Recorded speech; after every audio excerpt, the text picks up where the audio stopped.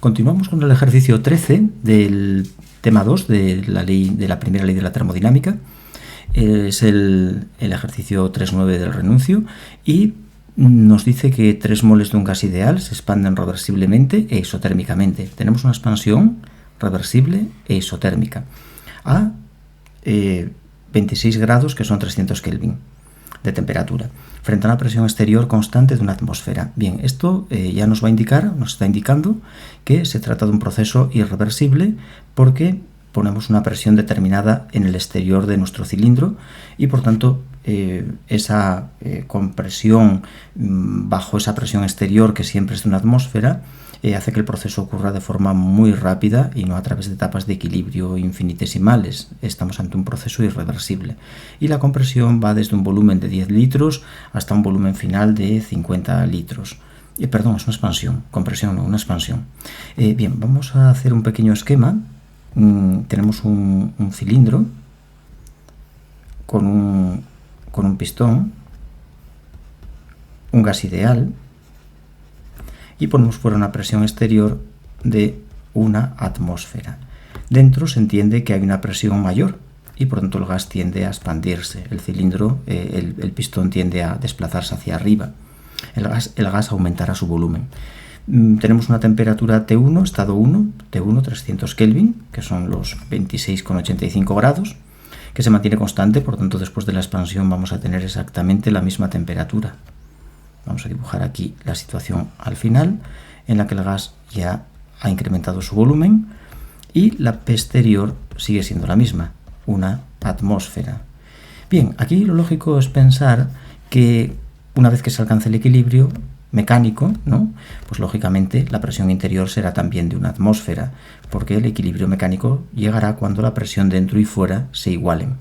Pero hay que tener cuidado porque a veces estos cilindros tienen un tope. Si ponemos aquí unos topes, el pistón solo se puede desplazar hasta llegar al tope.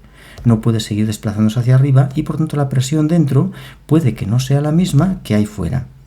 Dentro puede que la presión, la P2, no valga una atmósfera. Por tanto, eso hay que tener cuidado con ello. Si nos dice que el sistema llega a un estado de equilibrio mecánico, pues entonces sí, la presión interior y exterior serán iguales porque no hay ese tope que le impida al pistón seguir subiendo, pero podría haber ese tope y esto nos cambia la situación. La temperatura T2, proceso isotérmico, la misma que T1. Tenemos un volumen de partida V1 que vale 10 litros y un volumen final V2 al cual expande el sistema, que es de 50 litros, es decir, que hay unos topes de manera que el volumen encerrado aquí al final es de 50 litros. Y eso, como digo, no tiene por qué coincidir con una presión P2 de una atmósfera. Vale, aquí tenemos una presión P1 que podemos calcular con la ecuación del gas ideal, nRT1 partido de V1.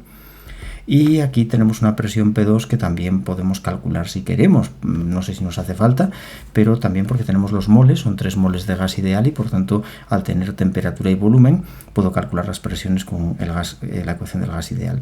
Reemplazando los moles por 3, la R0082, la temperatura por 300 Kelvin y el volumen por 10 litros, tenemos 7,38 atmósferas. 7,38 atmósferas. Como puedes ver, la presión del gas es muy superior a la exterior y por tanto el gas se tiende a expandir realizando un trabajo contra el entorno, trabajo negativo.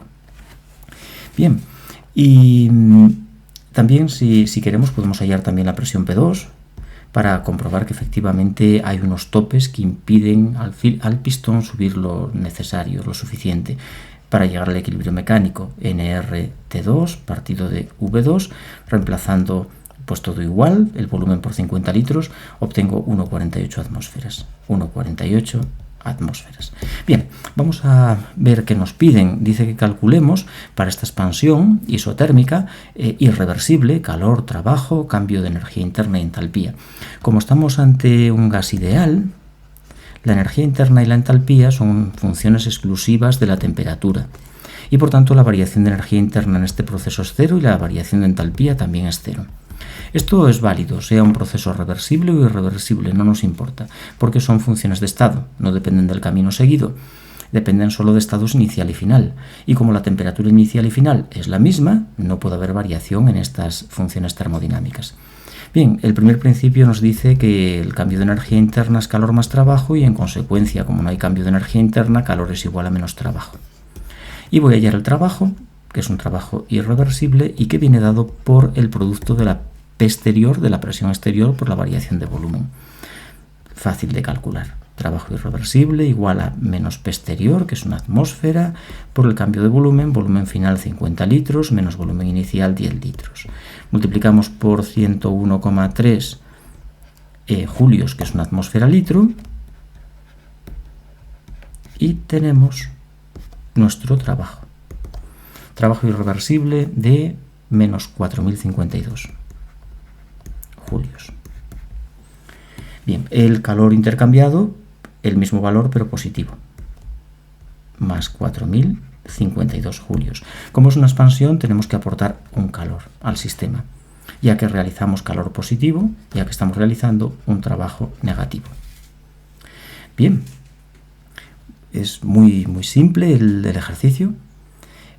Vamos a dejarlo aquí, pero en el siguiente problema, en el 14, nos van a proponer exactamente lo mismo, aunque siendo un proceso reversible. En vez de irreversible, en el ejercicio 14 nos proponen que realicemos los mismos cálculos para un proceso reversible con estas mismas condiciones y que comparemos los trabajos realizados. La expansión irreversible va a aportarnos menos trabajo que la reversible. Una máquina irreversible tiene menos rendimiento. Entonces, cuando expandes un gas de forma irreversible, obtienes menos trabajo que cuando lo expandes de forma reversible. Al comprimir ocurre lo contrario. Si comprimimos, la compresión irreversible precisa de más trabajo. La reversible requiere menos trabajo para comprimirse entre los mismos estados inicial y final. Es decir, que los procesos reversibles tienen un mejor rendimiento. Y bueno, nada, eso es todo sobre este ejercicio 13 y vamos a resolver a continuación el 14, donde vamos a ver, a calcular ese trabajo reversible y compararlo con este de menos 4052 para ver que efectivamente en el proceso reversible obtenemos un trabajo mayor, en valor absoluto va a ser mayor, será 4100 y pico o 200 y pico o lo que sea, pero es un valor mayor.